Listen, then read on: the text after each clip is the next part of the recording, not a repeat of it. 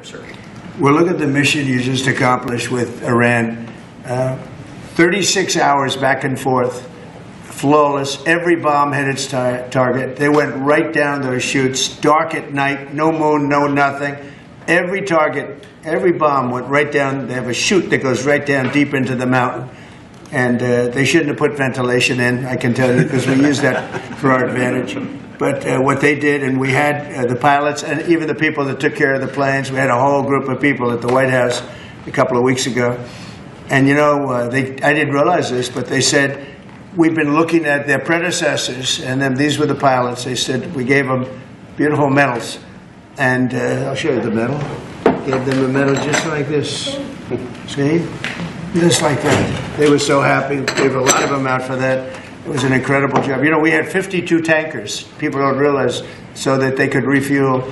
We had many fighter jets, F-22s, and F-35s. We had many. It was an amazing operation. It was flawless. Compare that to the operation when they went in with the helicopters crashing and everyone running around the desert, and the prisoners being taken. And that was Jimmy Carter. And what a horrible thing. This was the exact opposite. This was the exact opposite of what they did in leaving a very, very nice place. The Taliban runs a tough operation in Afghanistan, and I think it was the most embarrassing day in the history of our country. That was Biden. I was leaving, and we would have left through strength, tremendous strength. We would have had tremendous, we would have kept Bagram, which is the air base, one of the largest runways in the world, one of the most powerful. You could land anything on it, many, many feet thick.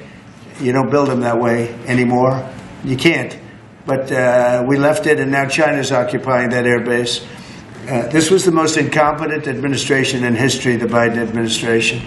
And you're just lucky that they lost, because if they won, you wouldn't have a country anymore. And so, Pete, you started up by saying the Department of Defense. And somehow it didn't sound good to me. You know, it didn't sound good. Defense, what are we defense? Why are we defense?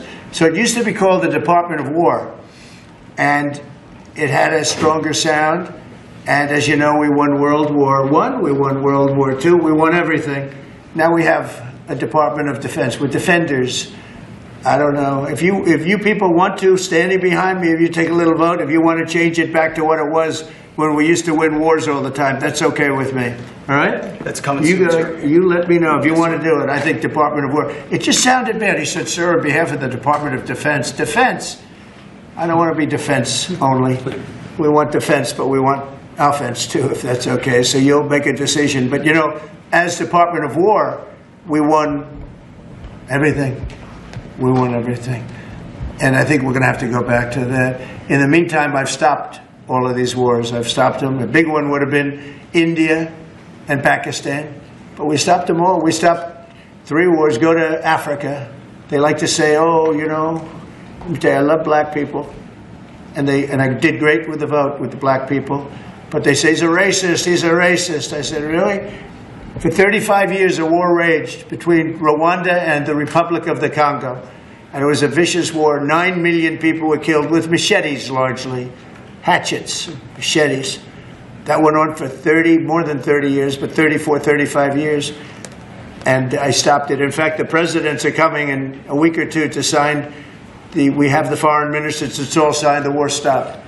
But I got it stopped and saved a lot of lives. The Congo. It's deep into deepest, darkest Africa. I got that war stopped. Nobody else could have done that. We did a lot of jobs. We did a lot of wars were stopped that nobody thought would even be possible. Now, I'll tell you what, the war with India and Pakistan, that was the next level. That was going to be a nuclear war. They already shot down 7 jets. That was raging. And I said, you guys want to do trade? We're not doing any trade. We're not doing anything with you if you keep fighting. You got 24 hours to settle it. They said, well, there's no more war going. And I used that on numerous occasions. Trade. I used I used whatever you had to use. But we got 7 of them stopped. And the one I thought would be easiest, frankly, was going to be Russia and Ukraine. But that turns out to be some big personality conflicts. It's one of those things. But we're going to get that stopped eventually. We're going to get that stopped too. 7,000 soldiers died last week. Think of that. 7,000. I usually say 5,000, but 7,221 soldiers died last week in the fight between Ukraine and Russia. And they're not our soldiers, but they're souls. They're living souls, and they leave their homes, and they wave to their parents, and their parents are so proud as they leave in a beautiful uniform, and a week later they get their head blown off by a drone. New form of military. It's a whole new form of fighting. So I would just like to thank the people that are behind me. Thank you very much. You've done a fantastic job. I appreciate it very much. We're doing a real job, and I'm so proud of D.C. I passed it 2 days ago, and all the garbage is off the streets. It's terrible.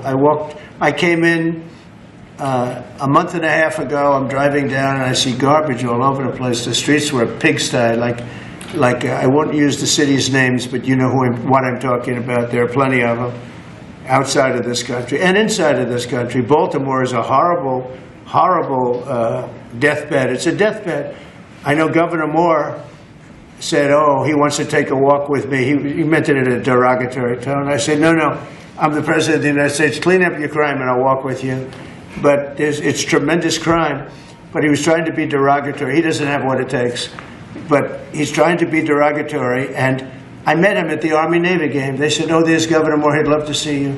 He came over to me. He hugged me, shook my hand. You were there. He said, sir, you're the greatest president of my lifetime. I said, well, it's really nice that you say that. I'd love you to say it publicly, but I don't think you can do that, so it's okay. But no, sir, you're doing a fantastic job. I want to just shake your hand. Thank you very much, Governor. That was it. And then every time I see him on television, he's knocking the hell out of me. So, but that's all right. That's called politics. But Governor Moore's he's doing a bad job. Newsom's doing a bad job. All of their potential candidates are doing a bad job. I can't imagine Pritzker being even a candidate, but somebody said he is. He can't do the work, can't do the job. He's not temperamentally suited. So I just want to thank you all for being here. Do you have some questions? Yes.